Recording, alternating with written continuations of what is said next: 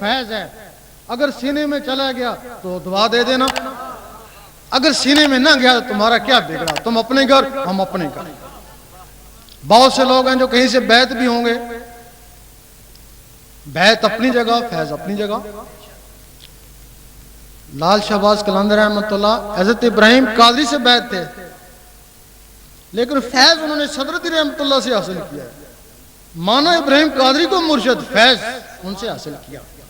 پوری سیرابی نہ ہوئی، پھر ملتان چلے گئے بہاؤالدین زکریا ملتانی رحمۃ اللہ کے پاس، پھر ان سے فیض حاصل کیا۔ پھر بھی مکمل سیراب نہ ہوئے، پھر دلی چلے گئے، پھر بو علی قلندر رحمۃ اللہ سے فیض حاصل کیا۔ فیض چاروں سے حاصل کیا، مرشد وہی دے، فیض ادھر سے، مرشد وہ۔ اور جب سب سے فیض حاصل کیا تو مڑ کے سب کے سردار بن گئے۔ اس وجہ سے فیض حاصل کرنا، کہیں سے بھی آپ فیض حاصل کر سکتے ہیں۔ تھوڑا سا فرق یہ ہوتا ہے، جو کسی کاملین سے وابستہ ہوں گے، بہت سے لوگ ہوں گے جو ان کی اولادوں سے وابستہ ہوں گے، گدیوں والے ہوں گے، تو ولایت تو کاملین کے پاس ہوتی ہے، گدیوں میں تو کبھی شاذ و نادر ہوتی ہے۔ اب ان کو پہچان نہیں ہے کہ ہمارا مرشد پتہ نہیں ناقص ہے یا کامل ہے، کوئی پہچان نہیں ہے۔ ان کو پہچان ہو جائے گی، اگر تو مرشد کامل ہے ظاہر ہو جائے گا، ناقص ہے آ ہی نہیں سکے گا۔ جب وہ اس کو عمل اکثیر بولتے ہیں، جب وہ اپنے دل کے اوپر اللہ لکھنے کی کوشش کریں گے،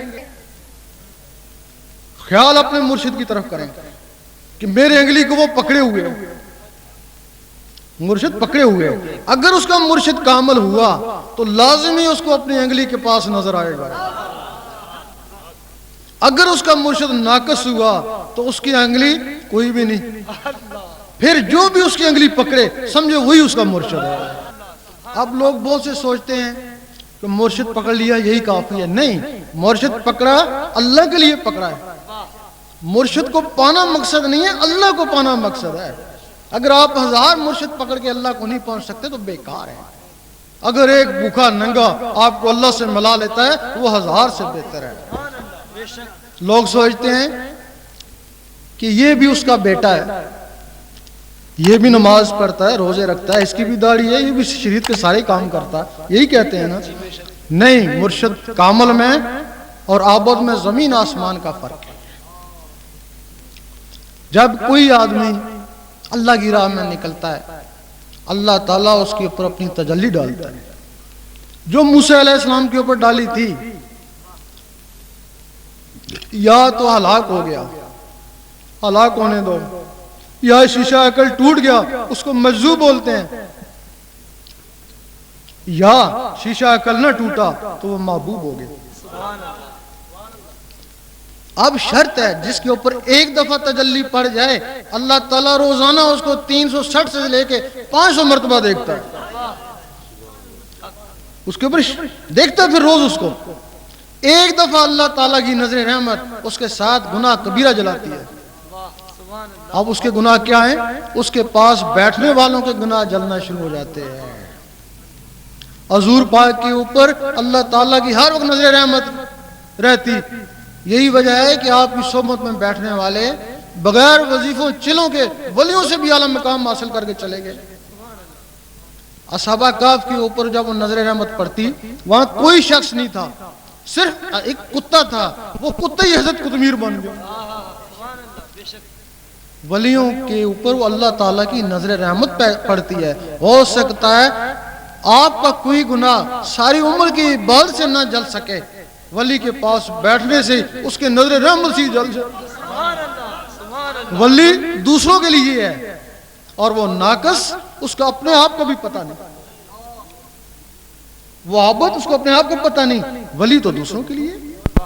پھر جب ان گدیوں والے کے پاس لوگ جاتے ہیں تو پھر وہ کہتے ہیں ہم کچھ نہیں ہیں، ہم نے تم کو دربار والے کے حوالے کر دیا، اپنے ابا یا دادا کے حوالے کر دیا، ہم کچھ نہیں ہیں، اپنی جان چھڑا لیتے ہیں۔ لیکن اگر ہم نے درباروں سے فائدہ حاصل کرنا ہے تو پھر ہمارے لیے آقا کا دربار ہی کافی ہے، ہمیں اور درباروں کی کیا ضرورت ہے، حاجت ہی نہیں۔ تو اس وجہ سے جو شخص ذکر لینا چاہیں آئیں ذکر لیں، اپنی قسمت آزمائیں۔ ہیں کہ ان کے دل کی دھڑکنیں اللہ اللہ میں تبدیل ہو جائیں۔ ذکر قلب کی اجازت لینا چاہتے ہیں، وہ قبلہ عالم سرکار شاہ صاحب کی آواز کے ساتھ اللہ اللہ پڑھتے رہیں، انہیں ذکر قلب کی اجازت ہو جائے گی۔ اللہ اللہ اللہ اللہ اللہ اللہ اللہ اللہ اللہ اللہ اللہ اللہ اللہ اللہ لا الہ الا اللہ۔ اب تمام حضرات جو نئے آئے ہیں ان کو اجازت ہے، ذکر قلب ہے، وہ چلتے پھرتے اٹھتے بیٹھتے دل کی دھڑکنوں کے ساتھ اللہ کا ذکر کرنے کی کوشش کریں۔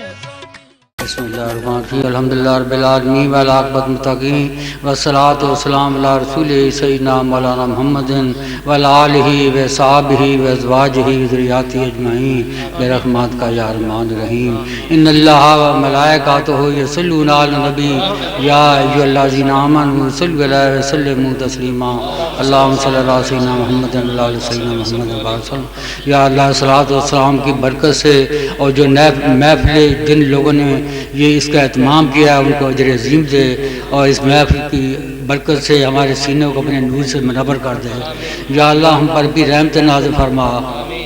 یا اللہ ہمارے صغیرہ کبیرہ گناہ معاف کر، ہمیں دنیا کے شر سے، نفس کے شر سے اور شیطان کے شر سے محفوظ رکھ۔ یا اللہ ہمیں ہر آزمائش میں پورا اترنے کی توفیق عطا فرما۔ یا اللہ جو بیمار ہیں سب ذاکرین خصوصاً جس محفل میں ہیں سب کی ظاہری باطنی بیماریاں پریشانیاں دور کر دے۔ یا اللہ ہمارے دل میں اپنے حبیب کی، شاہ صاحب کی محبت اور عشق پیدا کر۔ یا اللہ شاہ صاحب کی عمر دراز کر اور صحت کاملہ عطا فرما۔ یا اللہ ذکر کے مشن کو دن دنی رات چوگنی ترقی دے اور اس کو دنیا کے چپے چپے میں پھیلا دے۔ یا اللہ ان جو مخالف ہیں ان کو اس کا حمایت کرنے کی توفیق عطا فرما۔ یا اللہ خار ہیں، بدکار ہیں، ڈوبے ہوئے ذلت میں ہیں، کچھ بھی ہیں تیرے محبوب کی امت میں ہیں۔ صلی اللہ تعالیٰ خیر خلقہ سیدنا مولانا محمد وعلی آلہ وصحبہ اجمعین برحمتک کا یا ارحم الراحمین۔